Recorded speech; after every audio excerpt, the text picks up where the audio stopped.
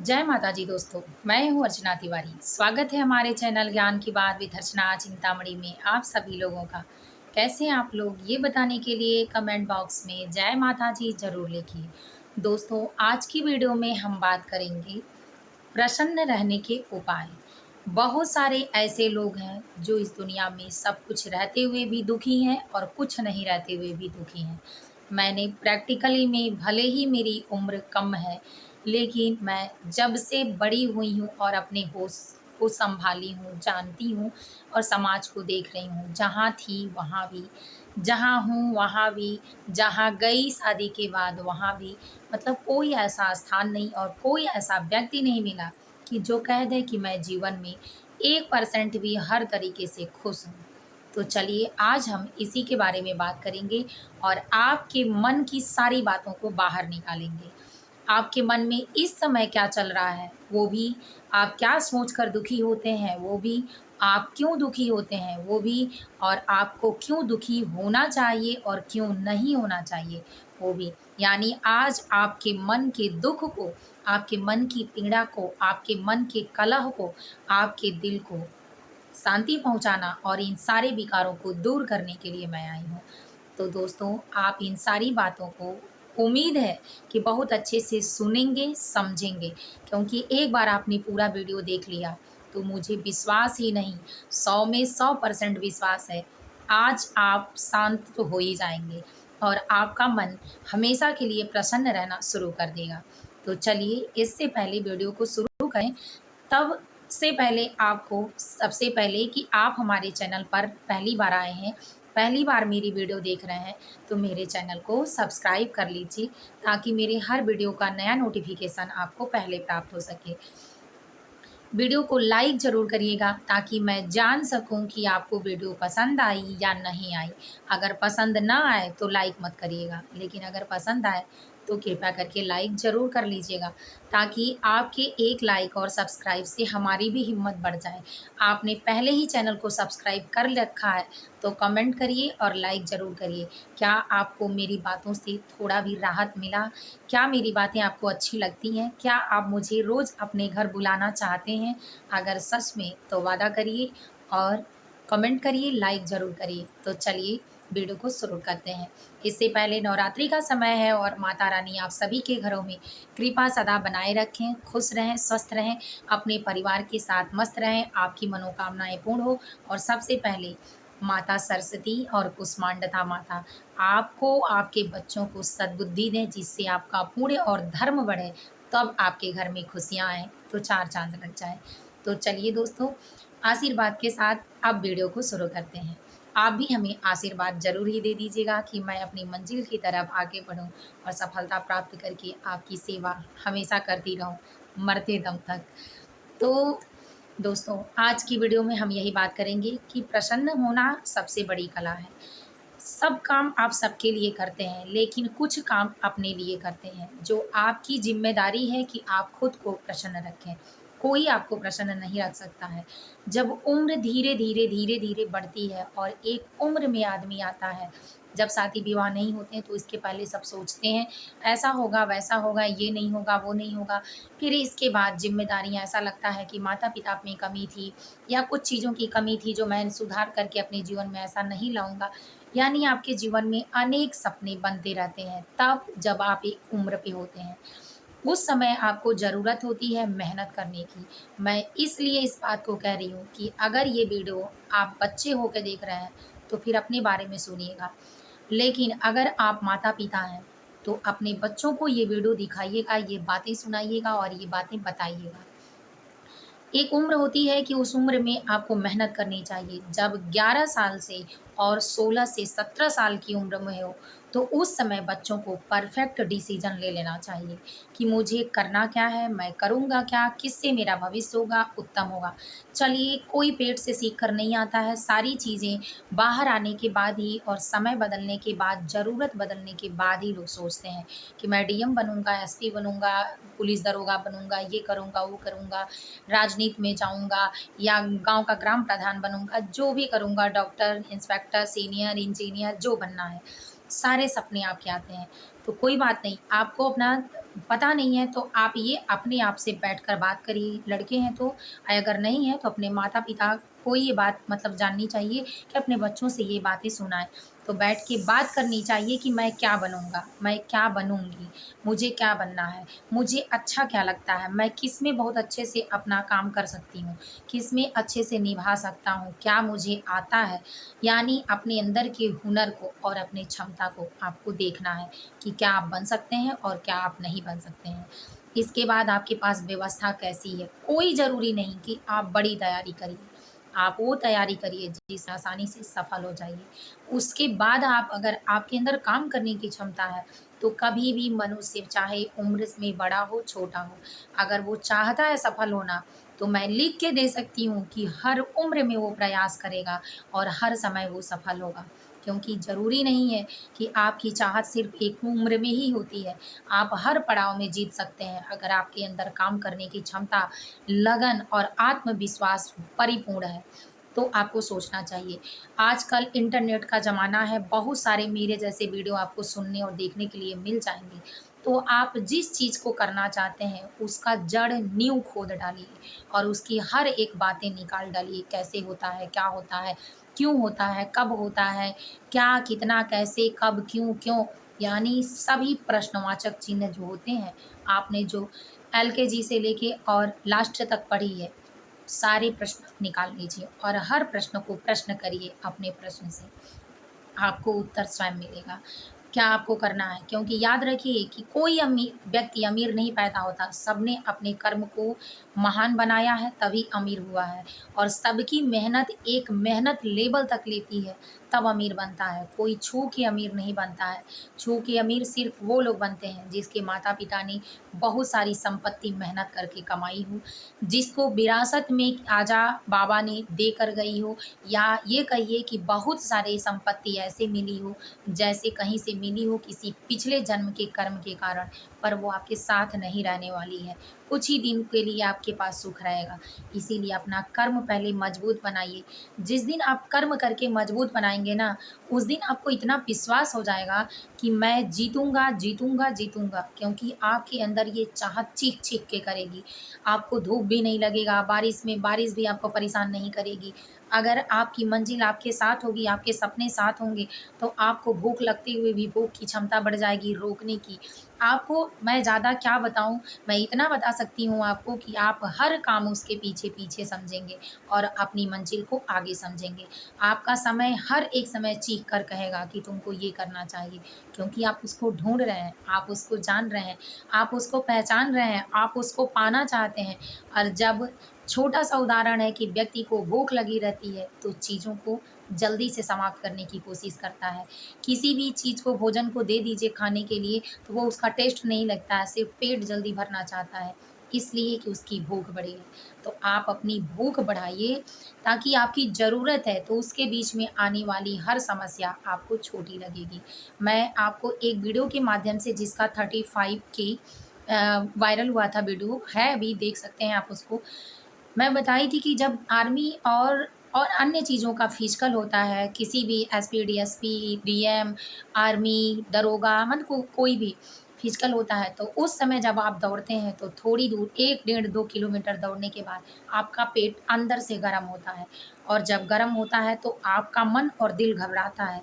फिर कहता है कि रहने दो, फिर कभी आगे कर लेंगे, अभी हम इसके लिए तैयार नहीं हैं। तब आपके अंदर जो आपने मजबूती पाल रखी थी, उस समय उस आपकी मजबूती उस समय में काम आती है, क्योंकि आपका दिमाग उस समय एक्टिव हो चुका रहता है और आपकी मेहनत छोटी हो जाती है। तब आपको ऐसा लगता है कि नहीं, यही वो समय है कि जिस समय में मैं आसानी से निकल कर और इस चीज़ पे मैं हारूँगी नहीं, मैं टूटूँगा नहीं, मैं रुकूँगा नहीं, मुझे जाना ही जाना है, मेरी ज़रूरतें हैं। दिमाग में घंटियाँ बजने लगती हैं और आप आगे निकल जाते हैं। तब तक आपका फिजिकल पूरा हो जाता है। तो मैं यही आपको समझाना चाहती हूँ कि आप उम्र 11 साल से लेके 17 साल की उम्रें डिसाइड करिए। आपको सिर्फ़ पढ़ना है, आपकी ज़िम्मेदारी नहीं है। कहते हैं जो किताबों से दोस्ती कर लेता है और जिसका सर किताबों में झुक जाता है, उसका कभी भी दुनिया में कहीं भी सर नहीं झुकता है और जिसके पास शिक्षा है, जिसके पास शिक्षा है और संस्कार है, संस्कार भी शिक्षा से ही आता है, तो जिसके पास शिक्षा है वो कभी भी परेशान नहीं होगा और जहाँ खड़ा होगा उसका सम्मान वहीं बढ़ जाएगा। आज भी यूट्यूब पे बहुत सारे ऐसे लोग हैं जो सम्मानित हैं, फिर भी डांस करने के कारण बहुत सारे घर की बहू बेटियों को जनक तरीके से, अभद्रता से कमेंट किया जाता है और बहुत सारे ऐसे लोग भी हैं कि जिसका सम्मान किया जाता है। तो इसीलिए आप उम्मीद रखकर और हर पैशन को जो आपका पसंद हो, उसमें इतना माहिर बन जाइए। जैसे सचिन तेंदुलकर को बैट बॉल खेलना था, तो उसको पसंद था और शुरू से पसंद था। तो उन्होंने क्या किया, उसके बारे में इतनी जानकारियाँ प्राप्त की, इतनी मेहनत की कि उसके भगवान बन गए। तो इसीलिए जैसे आपकी ज़रूरत हो और जैसी आपकी ज़रूरत का समय हो, उस तरह से अपने काम को अपने लिए भगवान बनाइए और इतना बना लीजिए कि लोग आपको उसका भगवान सोचें कि आपके पास आ गए, तो उनको ये 100% विश्वास हो जाए कि उनके अंदर की चीज़ें आप जानते हैं और उनकी कोई भी चीज़ खराब नहीं होगी। मैं ऐसे मंजिल तक आया हूँ कि जहाँ से मेरी ज़रूरतें पूरा होंगी। तो ये याद रखें। तो सबसे पहली खुशी आपकी यहीं प्रथम सीढ़ी चढ़ गई। दूसरी, जब आपकी उम्र बढ़ेगी, शादी-विवाह इत्यादि सारी चीज़ें होंगी। आज घर में डिप्रेशन, मानसिक टेंशन, बहुत सारी बीमारियाँ, थायराइड, शुगर इत्यादि महिलाओं को भी तेज़ी से हो रही हैं, पुरुषों की भी। क्यों? क्योंकि आपने एक समय रहते हुए मेहनत नहीं की। अगर की है तो सही दिशा में नहीं की। अगर आपके भाग्य ने साथ नहीं दिया, आपको किसी ने कुछ नहीं दिया, तो आप समय से मेहनत करिए। क्योंकि फ्री का मिला हुआ धन, बेईमानी किया हुआ धन, झूठ बोला धन, किसी अन्य तरीके से लिया गया धन आपको पहले सुख का अनुभव कराएगा, लेकिन बाद में दुःख ही दुःख भोगना पड़ेगा। लेकिन अगर आपने मेहनत करके सारी चीज़ें कमाई है और प्रसन्नता से उसको एकत्रित किया है, तो आप उम्मीद रखिए और विश्वास रखिए खुद पर, अपने काम पर और ऊपर वाले पर कि कभी आपकी कोई चीज़ खराब नहीं होगी। कभी भी आप परेशान नहीं होंगे, कभी भी आपको दुःख वो नहीं होगा कि जो आप काट ना सकें। तो इन बातों का भी आपको ख़्याल रखना पड़ेगा और मेहनत खूब करनी पड़ेगी। एक तीसरी चीज़ ये है कि आप दुखी इस कारण भी होते हैं कि आपके पास ज़रूरत की चीज़ें आप अवेलेबल नहीं हो पाती हैं। आप ये सोचते हैं कि घर में बाइक नहीं है और कार घर में ले आ लें। क्यों नहीं आ रहा है? उनका हो गया, मेरा नहीं हुआ। इस बात से भी आप दुखी होते हैं। तो क्यों दुखी होते हैं? जब आपके पास मोटरसाइकिल के लिए पैसे नहीं हो पाते हैं, तो आप कार की उम्मीद क्यों कर रहे हैं? इसलिए कि आपके पास नहीं हो रहा है, क्योंकि जब 3 पीढ़ियाँ कमाकर धन पैदा करती हैं, तब तीसरी पीढ़ी में जो होता है, उसको सारी चीज़ें अवेलेबल होती हैं और वो सुखी होता है। तो इसलिए जो आपके पास है, जितना आपके पास है, उसमें सुख कीजिए, क्योंकि जो जितना बड़ा होगा, उसके पास उतनी दिक्कतें, उतनी परेशानियाँ, उतने टेंशन हैं, लेकिन वो उसमें खुश इसलिए है क्योंकि उसने अगर कर्म किया है, तो खुश है। तो आप भी कर्म करिए और जितना आपके पास है, उसमें खुश होइए। जब आप खुश होकर अपने जीवन को जिएँगे तो जितना रहेगा उसी में आपको अच्छा-सा महसूस होगा, खुशी-सी महसूस होगी। आपको अच्छे कर्म करने के लिए तरीके आएँगे, मैनर आएगा और आपकी पवित्रता बढ़ती जाएगी और जहाँ पवित्रता बढ़ती है, वहाँ धर्म बढ़ता है। जहाँ धर्म बढ़ता है, वहाँ धन बढ़ता है। जहाँ धन बढ़ता है, वहाँ पुण्य बढ़ता है, क्योंकि लोगों की ज़रूरतें पूरा होती हैं और आपकी प्रसन्नता आज नहीं, कल पर निर्धारित होने वाली है। मैं यही मेन शब्द आपको बताने वाली थी कि आज अगर कोई प्रसन्न रहना सीख लेता है, तो इसी प्रसन्नता से आपका कल भी निर्धारित यानी अगला जन्म भी निर्धारित होगा। क्योंकि किसी व्यक्ति ने अब मैं एक छोटी-सी आपको यहाँ कहानी बताती हूँ कि 2 व्यक्ति होते हैं। एक व्यक्ति गाँव में हमेशा प्रसन्न रहता है, कभी अप्रसन्नता में किसी से बात भी नहीं करता है। तो दूसरा व्यक्ति जो उसका अपना होता आता है और कहता है कि मैं कभी भी आपको दुखी नहीं देखता हूँ, अप्रसन्न नहीं देखता हूँ, तो क्या इसका राज है कि हमेशा आप हर स्थिति में खुश रहते हैं? तो वो कहता है कि आज के 1 हफ्ते बाद ठीक तुम्हारी मृत्यु आने वाली है। वो व्यक्ति जब अपने बारे में इस बात को सोचता है, सुनता है, सन्न रह जाता है। भाई कौन नहीं सन्न रह जाएगा? सन्न रह जाता है। फिर वो अपने घर को जाता है और वो सोचता है कि अब तो हमें मृत्यु ही है, तो इससे बढ़िया है कि सबसे अच्छे से व्यवहार करना, सबसे प्रेम से बातें करना, सबको प्रेम देना, अपने काम के प्रति ईमानदारी दिखाना, भजन कीर्तन करना, तब उसके अंदर इतना बदलाव आ जाता है 1 हफ्ते में। फिर आता है और उस व्यक्ति से मिलता है, कहता है कि आपकी बातें मुझे जीने नहीं दे रही हैं, हर समय, हर सेकंड यही बात याद आ रही है, ऐसा क्या है, आपको कैसे पता है? तो वो कहता है कि आप यहाँ हैं तो आप हर दिन ये सोचिए कि मेरी मृत्यु नज़दीक है, क्योंकि पता नहीं है, जन्म देने वाला भी ऊपर वाला ही है और मृत्यु को भी ले जाने वाला ऊपर वाला ही है। मेरा कर्म ही है, आपके साथ, हमारे साथ सिर्फ़ हमारा शरीर यहाँ रहेगा और हमारी आत्मा फिर निकल कर दूसरे शरीर में प्रवेश करेगी। लेकिन वो शरीर भी मिलेगा जो, वो हमारे कर्म के हिसाब से मिलेगा। कोई-कोई लंबा-चौड़ा इतना सुंदर क्यों होता है और कोई-कोई क्यों इतना खराब होता है, किसी-किसी का मिडल क्यों होता है और किसी का इतना फर्स्ट क्यों होता है, इतना स्लो क्यों होता है, इतना स्माइलिश क्यों होता है, इतना सैडनेस क्यों होता है? क्योंकि जो कर्म हम करते हैं, वही कर्म, वही संस्कार, वही पुण्य हमारे साथ, हमारे आत्मा के साथ जाता है और सारी चीज़ें हमारी यहीं रह जाती हैं। तो इसीलिए आप वो भी कमाइए कि जिससे आप कल भी खुश होइए और आज भी। अगर आज आपने भजन कीर्तन थोड़ा किया, ज़रूरत की चीज़ें की, जिस चीज़ में आपका श्रम गया, आपने किसी को बोल कर राहत दी, आपने किसी को समझा कर राहत दी, आपने किसी को कुछ खिला कर राहत दी, किसी को कुछ दान करके राहत दी, पर दिया तो अपने ब्लड का दान दिया, आँखों का दान दिया, ज़रूरत का दान दिया, तो आपका पुण्य बढ़ा और ये पुण्य आपके साथ जाएगा और ये पुण्य ही और कर्म जो पाप कर्म है, यही निर्धारित करेंगे कि आपको किस शरीर में रखा जाएगा। क्योंकि जितना आपके पास पैसा होता है, उतनी ही चीज़ें आपको मिलती हैं। सेम प्रक्रिया वही है कि जितना आपके पास पुण्य होगा, उसी के हिसाब से आपको अगले जन्म में धन, धान्य, वृद्धि, पति, पत्नी, सुख, समृद्धि, अच्छा शरीर मिलेगा। तो याद रखिए कि आपको खुश रहने के लिए हर दिन ये सोचना पड़ेगा कि जो आपके पास है उसमें खुश रहें, जितना समय है उसी को निर्धारित करें, जो आपके पास समय है उसी समय को अच्छे समय में बदलने के लिए खूब मेहनत करें और जो आपके पास है उसी में खाकर, उसी में संतुष्ट रहकर एक-एक दिन और एक-एक सेकंड उन्नति की तरफ करें। किसी से द्वेष रखना, ईर्ष्या रखना, जलन रखना, किसी के प्रति हमेशा बुरा सोचना, बार-बार किसी की चुगली करना, निंदा करना, दूसरों को देखना, इसमें आपका समय बर्बाद होता है और इसके साथ जो आप बातें सुनते हैं, जानते हैं, उससे आपका दिमाग खराब होता है, आपका ऑरा क्षीण होता है, आप दिन भर गलत सोचते हैं और उसके कारण दुखी हो जाते हैं। तब आपका पूरा दिन खराब हो जाता है। इसका कारण कौन है? आप हैं, हम हैं। तो इसलिए इन बातों को दूर रखें।